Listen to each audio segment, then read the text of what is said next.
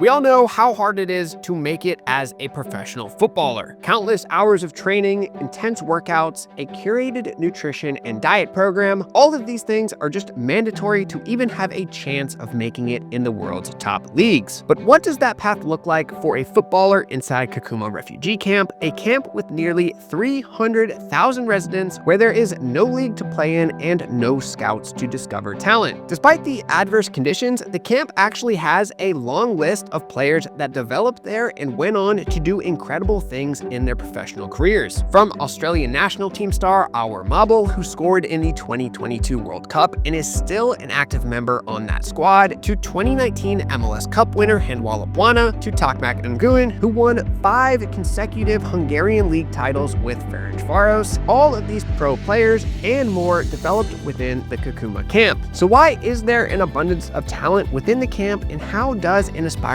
football actually make it out? To find out, Kahawa Pride CEO Mathias Olander and Kahawa Pride head scout Francis Rakwaro made the 24-hour journey from Nairobi all the way to Kakuma to visit the camp and see the talent for themselves. Through flooded highways and military checkpoints to the first scouting event the camp had seen in years, the journey was full of unforgettable and unexpected events. You are now watching Road to the Kenyan Premier League.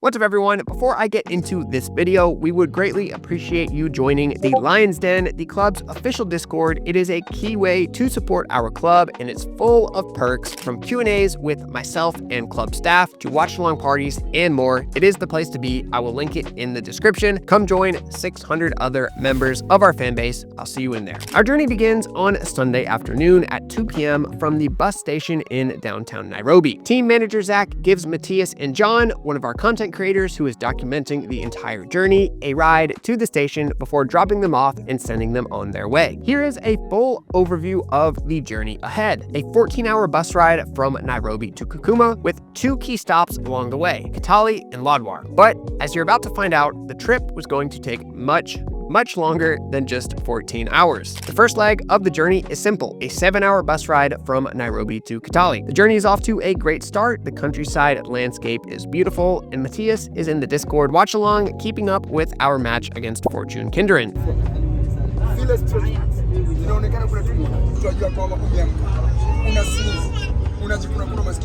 By 11 p.m., we arrive in Kitale, and the bus stops so people can rest and grab a quick meal. This is also where we meet up with our head scout, Francis Rakwaro.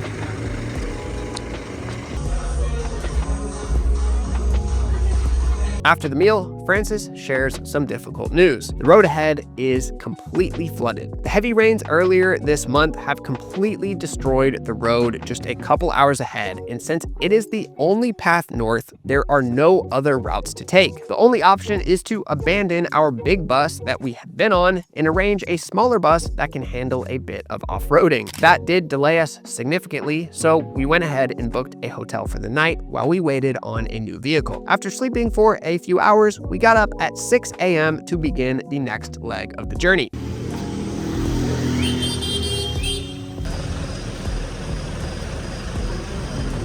We board our new off-roading bus and we're off, this time headed to the city of Lodwar, which is another 5-hour drive from Kitale, assuming the journey goes smoothly. 2 hours into the trip, we pass the section of the road that had been completely destroyed by the flooding, and it's even worse than we expected. Dozens of bystanders are waiting around, unable to get their vehicles across, and the bus we abandoned last night, it's still sitting here going absolutely nowhere. But we came prepared, and our off-roading van is able to bypass the obstacle, and we continue on our journey north as the landscape begins to shift into northern Kenya's semi-arid environment.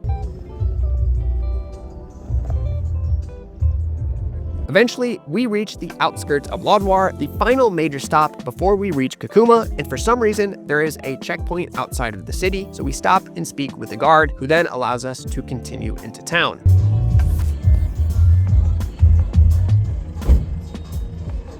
Eventually, we reach Lodwar, and this is where we meet up with another key character in this story, Adeh Ewoton, a former international professional footballer who played with Brumunddal FK in Norway before returning back home to Turkana County, the same county that Kakuma Refugee Camp is in, and he founded the Turkana Warriors Soccer Academy. What began as a small initiative has blossomed into a comprehensive program that now includes 90 boys and young men from U13 to the senior level, 60 girls across all age groups, academic support and educational guidance, and life skills and mentorship. Adems is also an old friend of the club, and he was our connection to the camp, and he would be guiding us once we got there. Finally, we reach Kakuma. Mathias stops to get a couple photos with Adems and Francis, and one with John as well, and we continue into the city towards the camp. At this point, it's been almost 24 hours since the journey began. Finally, we reach the camp. There's no gate, no security, just a dirt road that leads into the camp that is sided by endless rows of living quarters. The camp is home to approximately 300,000 refugees. In recent years, many countries have reduced funding to the camp, the largest reduction being the massive cuts from USAID in 2025, which has made conditions in the camp significantly worse, and resources are often dangerously low.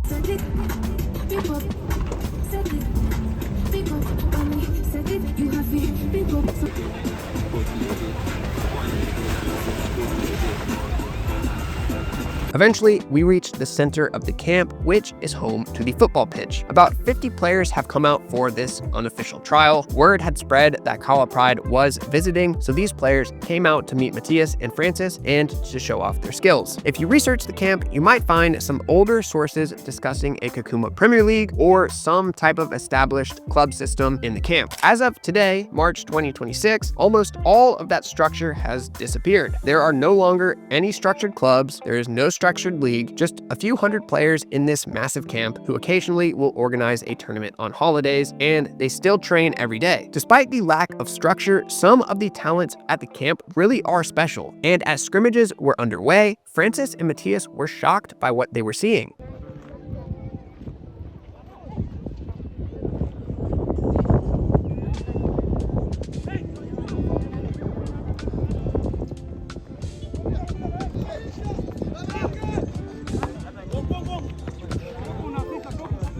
We ran 2 separate scrimmages, so 4 teams in total, each team with 12 to 14 players, and as the games went on, we were taking notes on the sideline. Eventually, the matches wrapped up, and Mathias and Francis gathered with all of the players, holding conversations with the players about Kahawa Pride, from our infrastructure to what we're looking for in the players, and everything about what it means to play for our club.